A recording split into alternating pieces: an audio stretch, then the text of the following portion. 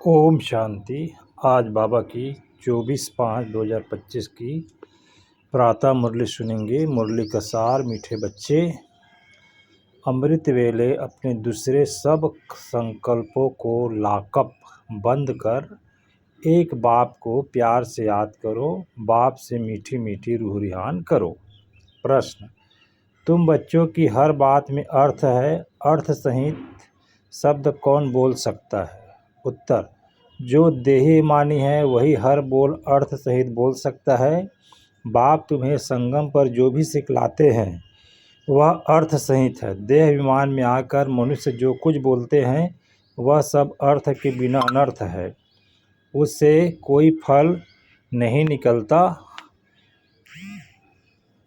फायदा नहीं होता। गीत: नयनहीन को राह दिखाओ प्रभु।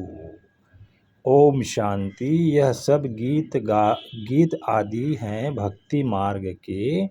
तुम्हारे लिए गीतों की दरकार नहीं है। कोई तकलीफ की बात नहीं। भक्ति मार्ग में तो तकलीफ बहुत है। कितनी रस्म रिवाज चलती है, ब्राह्मण खिलाना, यह करना, तीर्थों आदि पर बहुत कुछ करना होता है।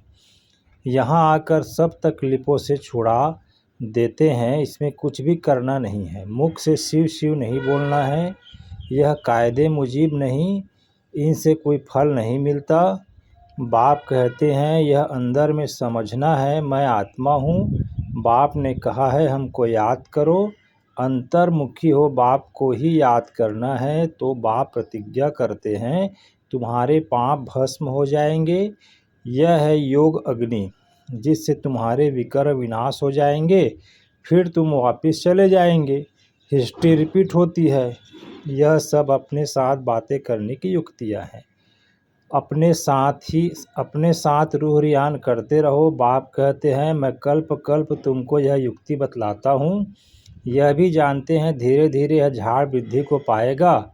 माया का तूफान भी इस समय है, जबकि मैं आकर तुम बच्चों को माया के बंधन से छुड़ाता हूँ। सतयुग में कोई बंधन होता नहीं। यह पुरुषोत्तम युग भी अभी तुमको अर्थ सहित बुद्धि में है। यहाँ हर बात अर्थ सहित ही है। देह अभिमानी जो बात करेंगे सो अनर्थ, देही अभिमानी जो बात करेंगे अर्थ सहित, उनसे फल निकलेगा। अब भक्ति मार्ग में कितनी डिफ़िकल्टी होती है। समझते हैं तीर्थ यात्रा करना है, यह करना है, यह सब भगवान के पास पहुँचने के रास्ते हैं। परंतु बच्चों ने अब समझा है वापिस कोई एक भी जा नहीं सकते। पहले नंबर में जो विश्व के मालिक लक्ष्मी नारायण थे, उनके ही 84 जन बता देते हैं, तो फिर और कोई छूट कैसे सकता। सब चक्र में आते हैं तो कृष्ण के लिए कैसे कहेंगे कि वह सदैव कायम है ही।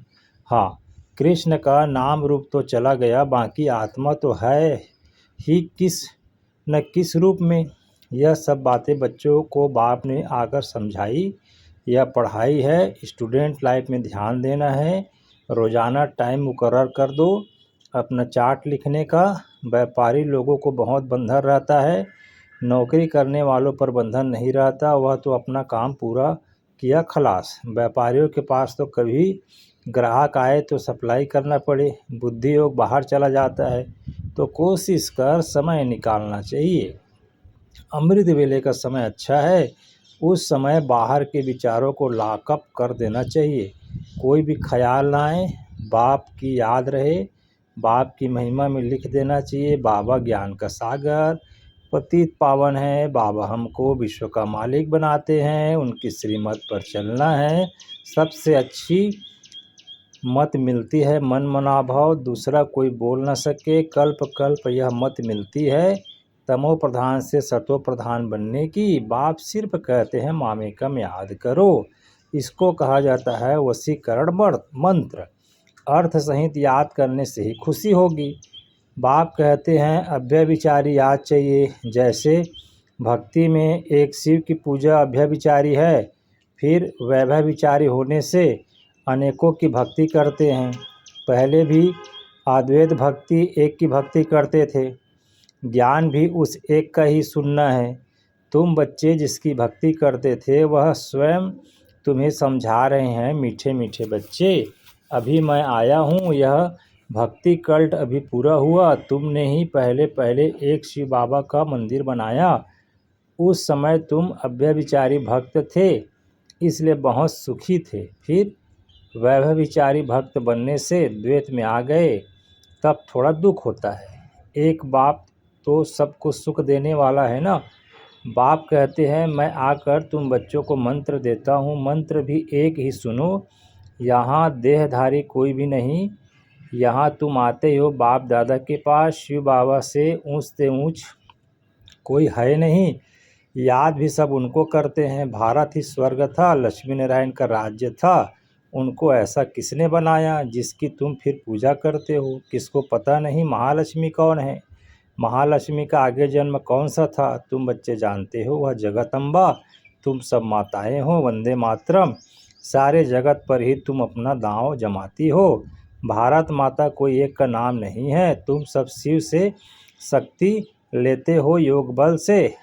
शक्ति लेने में माया इंटरफेयर करती है। युद्ध में कोई अंगूरी लगाते हैं तो बहादुर हो, लड़ना चाहिए। ऐसे नहीं कोई ने अंगूरी लगाई और तुम फंस पड़ो। यह है ही माया की युद्ध, बाकी कोई कौरव और पांडव की युद्ध है नहीं। उनकी तो आपस में युद्ध है। मनुष्य जब लड़ते हैं तो एक दो गज जमीन के लिए गला काट देते हैं। बाप आकर समझाते हैं, यह सब ड्रामा बना हुआ है, राम राज्य रावण राज्य। अभी तुम बच्चों को यह ज्ञान है कि हम राम राज्य में जाएंगे, वहाँ अथाह सुख है। नाम यह सुखधाम, वहाँ दुख का नाम निशान नहीं होता।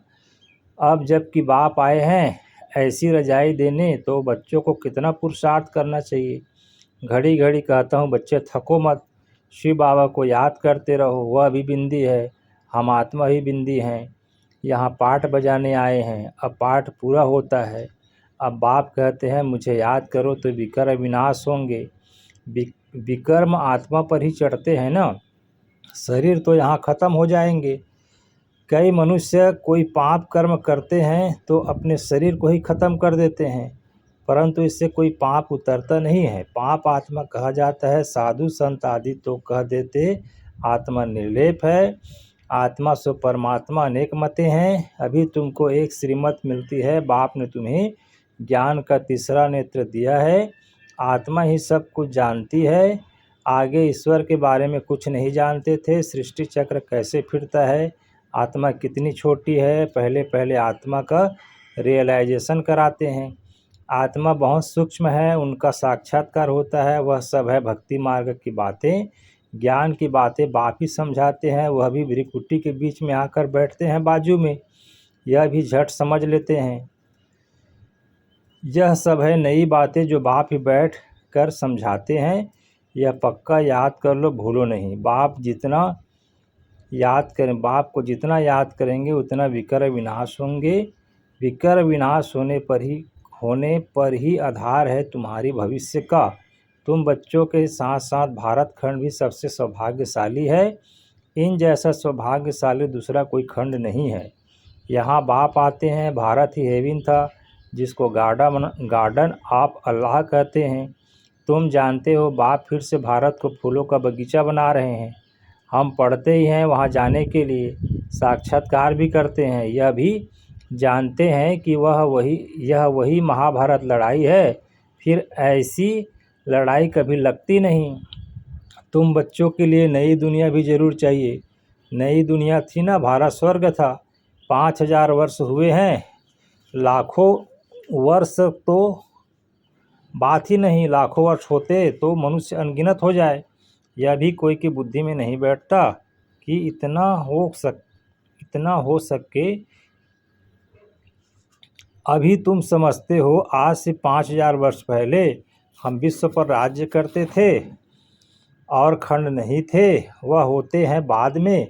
तुम बच्चों की बुद्धि में यह सब बातें हैं और किसी की बुद्धि में बिल्कुल नहीं है। थोड़ा भी इशारा दो तो समझ जाए।